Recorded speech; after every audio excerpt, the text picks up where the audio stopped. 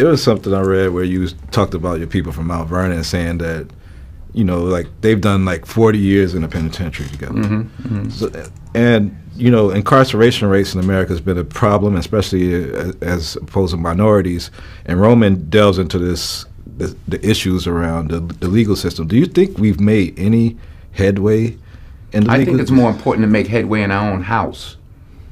By the time the system comes into play, the damage is done. They're not locking up 7-year-olds. Yeah.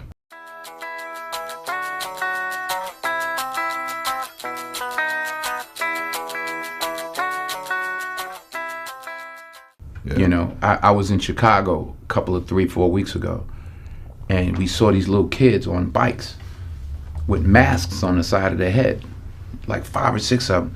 And the driver said, yeah, they're little yummies. I said, who? He said, little yummies. Look up, Google Lil Yummy. Lil Yummy was an 11-year-old murderer. Wow. And you look at his picture, you'll see the headshot of him, and he's like this. And he got murdered at 11 by a 14-year-old. Wow. Who's doing life now, and a 16-year-old. That makes no sense. You blame the system? Where was his father?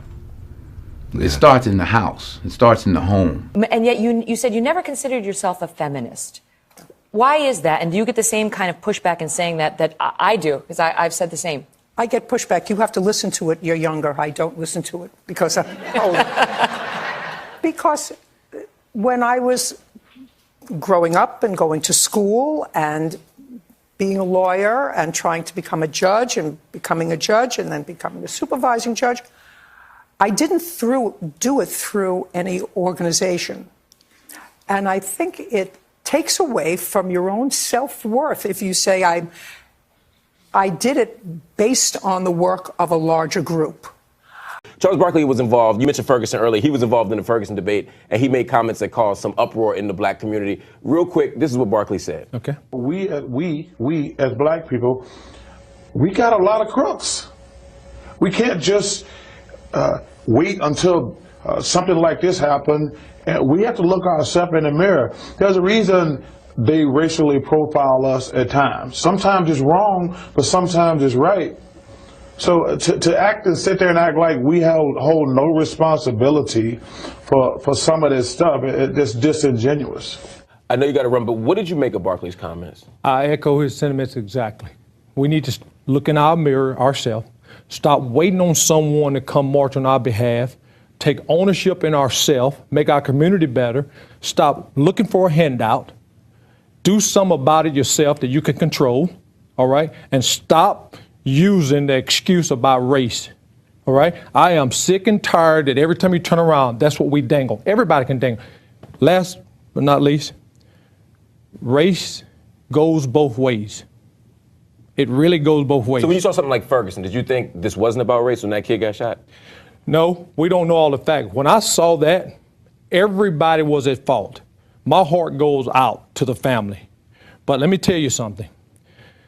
Our first responders have a hell of a job to do. They have families as well. But I think this right here, our problem now is we do so much talking and beating things to death. Let's take ownership in ourselves. What can we do? What can we do as a society? What can we do as African Americans? And stop waiting on someone to come in and march for us. You know, be your person and own up to what you need to do and handle your business. And I think it'd be better. But I have nothing wrong with what Charles says because I believe him as well. Marcus, it must have been a difficult decision to let them make a movie. How close is it to what happened? I would say it's as close as you could possibly get without having to have killed some of these guys up on the mountain filming it. The most important thing is whether or not the family members of the fallen appreciated what they saw on the film. What do they think? From my understanding, everything was positive, and that's all you can ask for. One of the big questions that I have as somebody who covers the war in Afghanistan, do the American people want to hear these stories? They're incredibly powerful. This movie is very, very compelling. Do they want it? Do they want to know about it? Well, they should know about it. They need to know about it, and it's my job to get as many people into the theaters to see it as possible. I've never felt more strongly about something that I've been a part of. I've never been more proud to be a part of a project like this. It's the first time that I made a movie that was never about me as an actor, my performance, it was always about telling their story. You're a devout Catholic. How important does your faith play when it comes to picking parts? I try to be as open as possible in the kind of roles that I consider. I don't want to limit myself as an actor. I have made some roles that I think would be questionable, certainly to my parish priest and some other people, but I hope God's a movie fan. I don't want to explain Boogie Nights at the right time. Emotions I felt while watching the film is, first of all, just the hopelessness of the situation, how horrific it was, and also just all that loss of life of these brave American men. And I was torn about the message of the film in the same way that I think I am about the war in Afghanistan itself. I don't want any more senseless American death, and at the same time I know that there are bad people there and good people who need help. Was that intentional? Well, I don't know what part of the film you were watching, but hopelessness never really came into it. I mean, where did you see that? Because there was never at a point where we just felt like we were hopelessly lost or anything like that. We never gave up. I never felt like that we were losing until we were actually dead. I mean, that never came across and in the battle and while we were fighting on the mountain, and it was just us against them. Forget hopelessness, just the sense of all these wonderful people who died. It seemed senseless. I don't mean to disrespect in any way, but it seemed senseless. All these wonderful people who were killed for an op that went wrong. We spend our whole lives trained to defend this country, and then we were sent over there by this country. So you're telling me that because we were over there doing what we were told by our country that it was senseless and they died for nothing? No, I'm not saying that at all. That's what you said.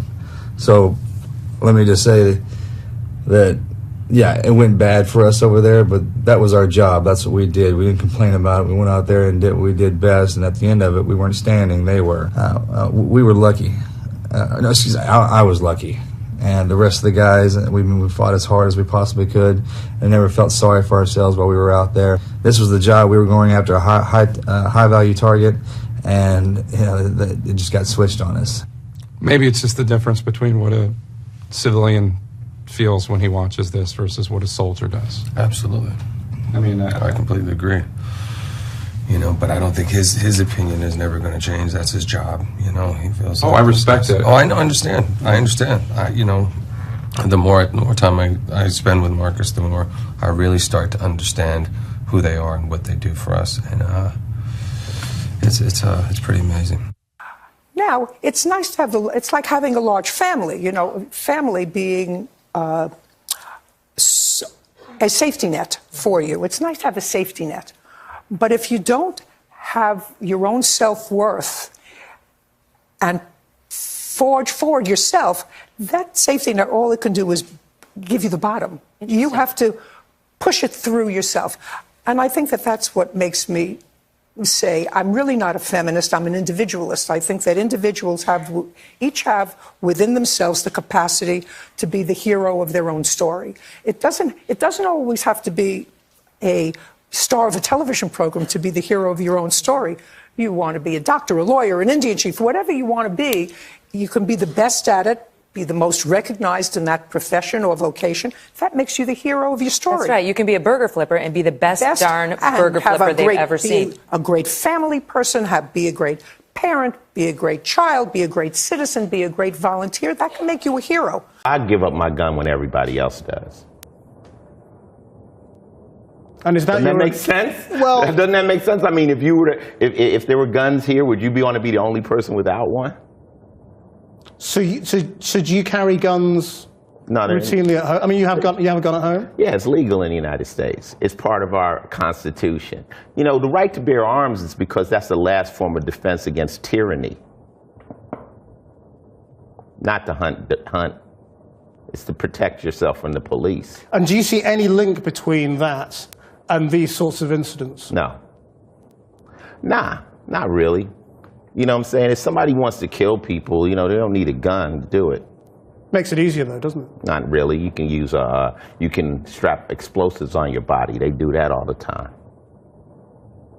So when there's the inevitable backlash of the anti-gun lobby as a result of this incident, as there always is. Well, that's not going to change anything in it's the not gonna United change States. Nah. The United States is based on guns. You know, like KRS says, you'll never have justice on stolen land. So it's not going to change. And yeah, well, my father got locked up. Well, where was his father? Yeah. You know, like I did talk about my 3 closest friends, and they did, you know, 15 to 25, one did 28, this and that. I was the only one of the 3 that had a father in my life, even though my parents were together. But I still had a father who was a gentle man and a good example, and they didn't. We can blame the system if we want, but they didn't lock any of us up at 7. Yeah. We were all doing enough to get locked up at 13. My parents sent me in another direction. They didn't have anybody to help them, and they kept doing what they was doing, and the system got them. So I don't, the system is rigged, but why, all the more reason not to help it. Empty bottles on the table, black roses on the ground, silhouettes of people dancing into an unfamiliar sound. Hello stranger, can I call you a friend? My friend, I'm going down.